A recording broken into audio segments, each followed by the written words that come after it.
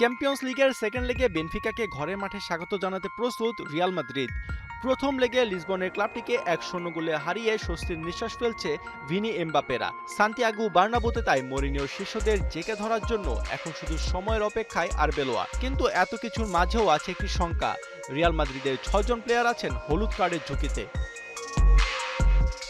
ঝুঁকিতে থাকা রিয়ালের 6 ফুটবলার হলেন Alvaro Carreras, Aurelien Tchouameni, Dean Huijsen, Vinicius Junior, Rodrygo ও জুড বেলিংহাম।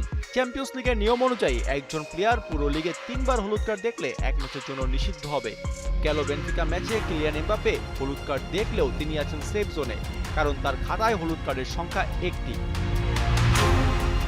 তাই বেনফিকা ম্যাচে হিসাব নিকাশ করেই খেলতে হবে লস ব্ল্যাঙ্কোদের। হলুদ কার্ড দেখলে রাউন্ড অফ 16-এ দল উঠলেও খেলার সুযোগ পাবে না এরা।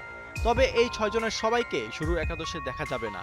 কারেরাস, চুয়ামেনি ও ভিনিসিয়াস শুরু থেকেই মাঠে নামার সম্ভাবনা বেশি থাকলেও সম্ভাবনার তালিকায় পিছিয়ে বেলিংহাম ও রদ্রিগো। বেলিংহাম চোটের থেকে ফিরে অনুশীলন করলেও ফিটনেস নিয়ে এখনো ভুগছেন। এদিকে রদ্রিগো একই কারণে আছেন মাঠের বাইরে। ডিন হুইসেনকেও বেঞ্চে বসিয়ে রাখা হতে পারে।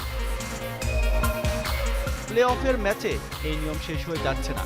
রিয়াল পরবর্তী রাউন্ডে উঠলেও এই নিয়ম বহাল থাকবে। তাই সতর্ক থাকতে হবে প্রতিটি ট্যাকেলের প্রতিটি ম্যাচে। ক্লাবের এই পরিস্থিতিতে কোচ আরবেলোয়া কৌশলে পরিবর্তন আনতে পারেন। আর নকআউট পর্বে ক্লাবের মূল খেলোয়াড়দের অনুপস্থিতি রিয়ালের জন্য অনেক বড় ধাক্কা হয়ে দাঁড়াবে। আশফাকুর রহমান, সিয়াম, ৭১।